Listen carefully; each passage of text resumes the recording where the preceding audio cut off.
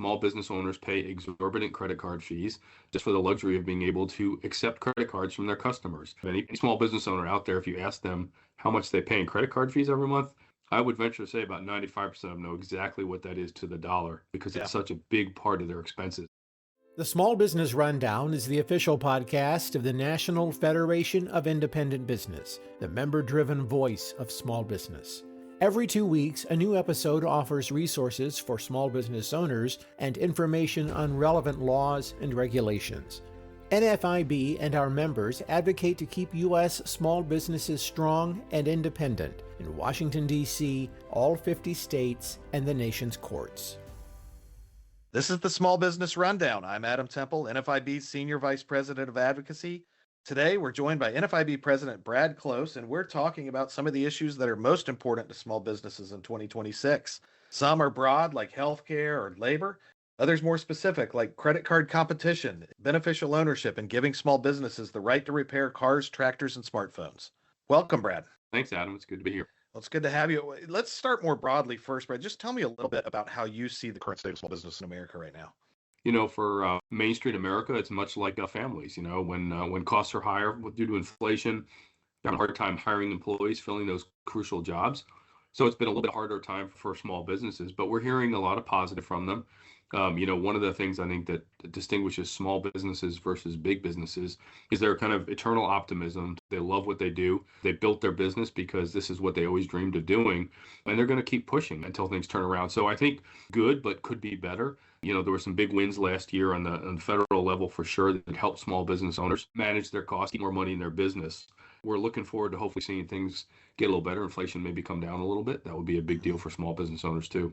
Yeah, and you mentioned last year and what Congress did. Normally, small businesses will probably tell you they'd rather hear about what Congress is not doing versus what they are doing. Right. But they did get some things done last year. What are some of the things in 2025 that Congress did to provide more certainty for small businesses?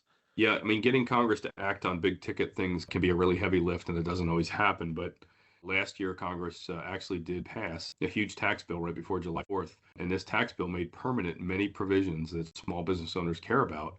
And first and foremost, one was the 20% small business deduction that applies to businesses that are organized as pass-throughs, partnerships, S-corps, sole proprietors, LLCs. This allows them to keep much more of their hard-earned money in their business. We heard from many members who said this provision allows them to hire more, increase benefits, do more in their community, buy new equipment, buy new land so they can expand the business, put a new building in, whatever it is, keep more of their own hard-earned money in the business. And at Washington, D.C. is a good thing. And making this permanent was a huge victory for the smallest of businesses out there. Absolutely. We are entering the second year of a session of Congress. And on a broad basis in the next year, what can Congress do to give even more certainty to small businesses? Well, I think, when you look at what small businesses need right now, regulatory relief always is on the top of the list. That always is a concern. And then things that help them with their bottom line, help them take care of their employees better. So I think on the bottom line, I think credit card fairness.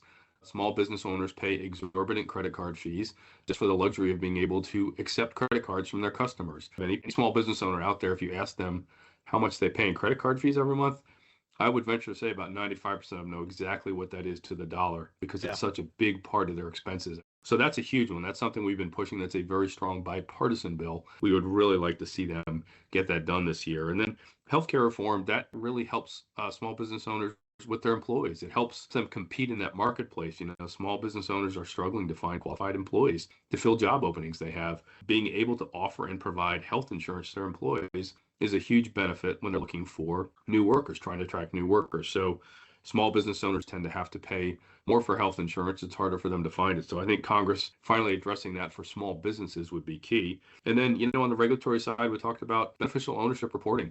It's still out there. President Trump did amazing work exempting all American businesses from this, but he has said he needs Congress to take the final step, which is to actually pass a bill to take the legislation off the books so this can never come back under a different administration. That's a good point. And you brought up credit card fees and healthcare right after that. We're actually hearing, I know from some members that have talked about how credit card fees have actually eclipsed the cost of healthcare in their small business. So it's clearly a huge issue.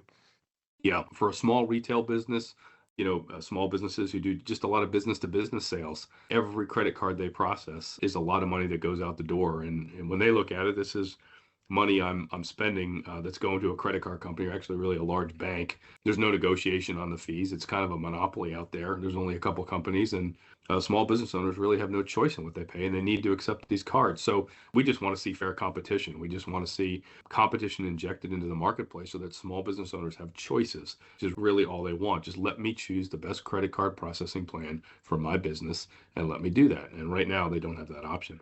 They don't. And NFIB recently released issues that we really want Congress to focus on in this next year, and it gives them several options. Let's start with healthcare. You've already mentioned that. What are some of the specifics that Congress can do on healthcare to help the bottom line of small businesses?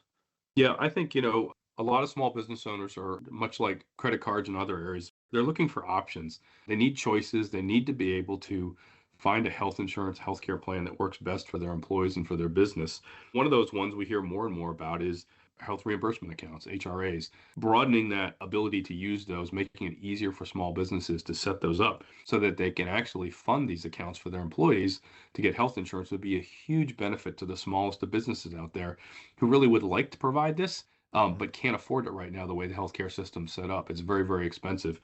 So this would be a great benefit to a lot of small businesses and to their employees who would now have access to really good health insurance. That I think is good. And I think, the administration has the ability to extend for 3 years short-term healthcare plans, which is another way for small businesses to buy health insurance plans. They expire every year, but under the previous Trump administration, they were allowed to roll that over for 3 straight years as they looked for a better option over 3 years for their employees and themselves. The Biden administration canceled that immediately when they came in, and we're hoping to see that restored to give small business owners another avenue to address their needs for healthcare and, more importantly, healthcare that they can afford. Why is it important for Congress to do that? Why can't the administration just do that again like they did the first time? Well, they can extend it by executive order for a little bit, but to really make this permanent, again, it's very much like beneficial ownership in some other areas. Congress actually has to act. And as we've seen over the years, getting Congress to actually act and do something can be hard. Many times they like to talk about things, but not always do stuff. So making short-term healthcare plans a permanent part of the healthcare insurance options that small business owners can choose would be a huge victory for the smallest of businesses. And keep that pendulum from swinging back and forth. Exactly, exactly. And we'll be back to hear more about small businesses' right to repair.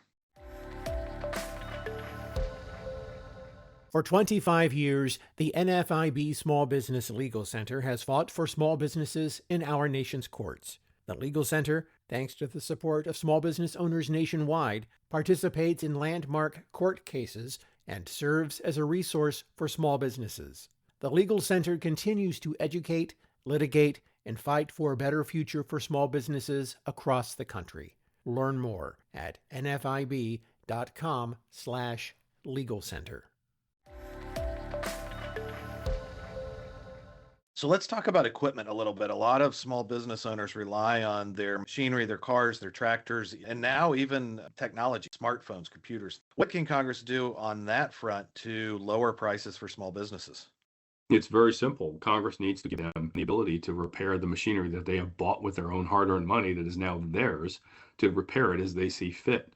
Many times manufacturers, whether we're talking cars, trucks, farm equipment, technology like computers and smartphones, they make it very hard, if not impossible, for individual owners of those pieces of equipment to get them repaired at an independent repair shop, no matter what the product is. Congress needs to make sure that small businesses can get their equipment repaired wherever they want, whatever is best for them. In fact, the Supreme Court precedent that goes all the way back to the 30s where they ruled on this. And once you buy that piece of machinery, it is now yours. And so having a manufacturer tell someone that you have to take it here or you can't take it there really is not something that small business owners want to deal with. They want to get this law fixed so that they can take it to whoever they want to, who has the best price, and will fix it quickly and efficiently. Yeah, Brad, that's a good point. So a lot of people think about it in terms of this bigger machinery, but almost every small business, I would argue all small businesses use some sort of smartphone. And that's another one that if they can't get it repaired, it can really inhibit their ability to get their business done. That's exactly right. Yeah. Even something so small and what seems so trivial as a smartphone, the cost is prohibitive to get it repaired unless you can take it to an independent repair shop, which is all small business owners are asking to be able to do. Exactly. And one that's newer to our list of priorities is what's called third-party litigation. Do you want to talk a little bit about what that is and why that affects small businesses? Yeah, this is something that's popped up recently that's very troubling to small business owners. And this is where a third party, a wealthy third party, or maybe like a private equity or a a hedge fund or something will actually come in and invest in a legal case, basically loan the money, invest the money in a trial attorney or a trial attorney company to bring suits, and then they get a cut of the suits. This is something that is very, very concerning, especially when we're looking at foreign actors doing this as a way to invest and try and make a payoff through our legal system. It's hard enough for small business owners right now. They are exposed constantly to frivolous lawsuits. They have to spend money for lawyers, for court costs, for things that they shouldn't have to. And now to think that they could have suits brought against them that are fully funded by some foreign entity, some private equity entity, and it's just so wrong. It should not happen. It just makes the deck further stacked against Main Street small businesses when it comes to the legal field. We've talked about a smattering of the issues that are on the priority list that was recently released. Listeners can go to the show notes and find a link to the full list. Before we depart, why don't you talk a little bit about how NFIB arrives at the issues on which we focus? Yeah, that's great. I think what makes NFIB so unique in the business trade association world is we are truly member driven. Our members set our policy choices. We do not do that sitting around a table in some room in Washington, D.C. or the state capitals and decide what's best for small businesses. We ask our small business owners and they tell us, and then we go fight for them. We either support legislation they want supported or we oppose legislation that they do not want to see passed. But they set the agenda. We do not. And that, I think, is incredibly unique. And then when you look at our membership, our membership is all private. We do not have any publicly traded companies. Our members are very small, truly small businesses, 5, 10 employees, lots of sole proprietors. And so we are structured so we are truly member driven, that our members control the organization and set the direction and the policy preferences. And that is something you do not see really anymore. And a lot of those members don't have a lot of time because they're busy running their businesses. But if they want to take action, if they want to get Congress's attention on some of these issues, how do you suggest that they do that? I think there's the easiest way is to go to our website, NFIB.com. If you're interested in state issues, you can look up your state office right there and contact your state director directly.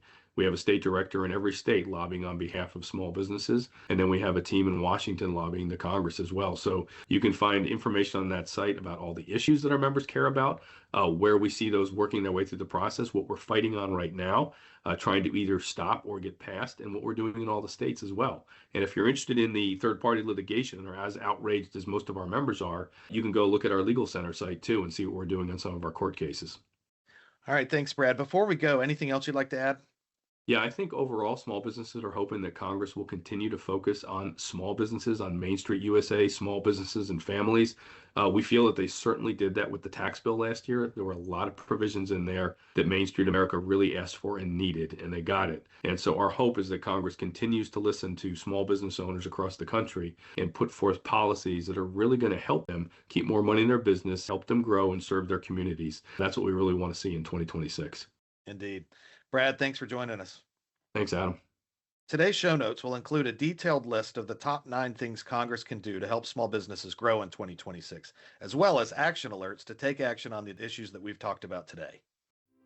Thanks for joining us for this week's episode of the Small Business Rundown. Your continued support helps us amplify the issues that matter most. If you liked this episode, please help small business owners find the podcast by giving it a rating, like, or review.